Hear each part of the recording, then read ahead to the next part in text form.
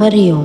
जब जीवन में कष्ट आता है या हम भगवान से कुछ मांगते हैं और वो नहीं हो पाता तो हम अपनी भक्ति पर संदेह करते हैं। पूज्य गुरुदेव कहते हैं कि हम प्रभु से जो मांगते हैं, क्या मांगते हैं, क्या मांग सकते हैं, नाशवान ही मांगते हैं।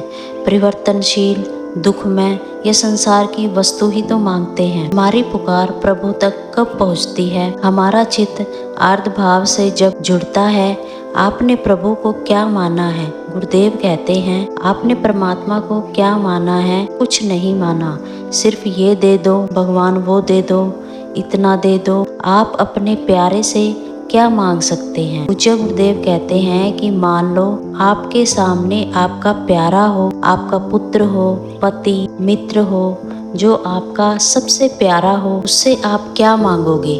अगर आपको उनके साथ वास्तव में ही प्यार है तो आप उनसे क्या मांगोगे? यही बोलोगे ना कि आप सदैव मेरी आंखों के सामने रहो और सुखी रहो। अगर आपको थोड़ा सा भी प्रेम है अपने पुत्र से, पति से या प्रियतम से, मित्र से या किसी से भी, गुरुदेव कहते हैं कि क्या आपने कभी भगवान से यह मांगा है कि भगवान आप प्रसन्न रहें और मैं आपके स्मरण में मगन रहूं? मांगा तो सिर्फ सांसारिक। तो इसका मतलब भगवान से प्यार तो नहीं है, न सिर्फ देह से प्यार है, और प्यार जगत के भोगों से है। अब गुरुदेव समझाते हैं कि जगत के भोग जो हैं ये प्रारब्ध के अनुसार आते हैं। शुभ कर्म जितना जोर का होगा उतना ही आएगा। सभी को भगवान ने ध्रुव पत्ती तो नहीं दे दी। ध्रुव जी ने जब 6 महीने तप किया, उसी तप से ब्रह्मांड की वायु को रोक दिया, अपनी वायु रोक करके भगवान को विवश होकर आना ही पड़ा। और हमने कौन सी साधना की है, कौन सी तपस्या की है भगवान के लिए? कितने दिन आप भगवान के लिए रोए हैं? कितने दिन आपने भगवान के लिए अन्न जल त्यागा है? और फिर हम कहते हैं कि भगवान हमें ये दे दो, वो दे दो। गुरुदेव कहते हैं कि क्या केवल मांगने मात्र से भगवान दे देंगे? फिर तो पूरी दुनिया के मनुष्यों को ही दे देंगे। फिर भगवान सभी की मांग पूरी कर देंगे, लेकिन मांग सिर्फ उसकी पूरी होती है जो भगवान के अनुसार साधना करता है। गुरुदेव कहते हैं, अनुष्ठान करो, साधना करो। अगर अनुष्ठान नहीं करना तो मांग नहीं करना।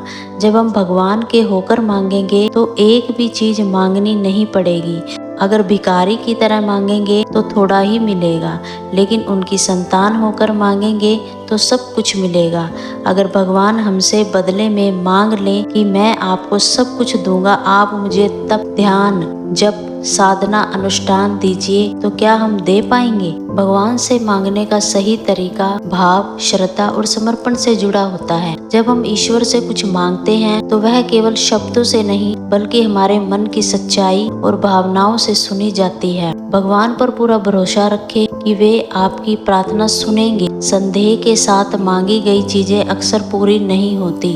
श्रीमद् भगवत गीता में भी कहा गया है, श्रद्धावान लभते ज्ञानम। ध्यान या प्रार्थना से पहले कुछ क्षण शांति से बैठें। भगवान से मांगना एक संवाद है, इसलिए मन शांत और केंद्रित होना चाहिए। केवल मांगने न जाएं, पहले भगवान को धन्यवाद दें जो उन्होंने अब तक दिया है। फिर विनम्रता से अपनी बात रखें। यदि आप सिर्फ स्वार्थ के लिए मांगते हैं तो वह प्रार्थना गहरी नहीं होती। दूसरों के लिए भी कुछ मांगे, जैसे शांति, भलाई, प्रेम। हमेशा यह समझदारी रखें कि जो आप मांग रहे हैं वह आपके लिए वास्तव में अच्छा है या नहीं। भगवान कभी गलत चीज नहीं देते। अगर कुछ नहीं मिल रहा तो समझिए कि वह आपके लिए उचित नहीं है। चाहे आप किसी भी भाषा में प्रार्थना करें, संस्कृत, हिंदी, पंजाबी, तमिल या अपनी मातृभाषा में, भगवान को शब्द की नहीं आपकी भावना दिखाई देती है। कभी कभी कहना होता है, हे प्रभु मुझे जो चाहिए वो दे दो, लेकिन अगर आप कुछ और देना चाहते हो जो मेरे लिए बेहतर है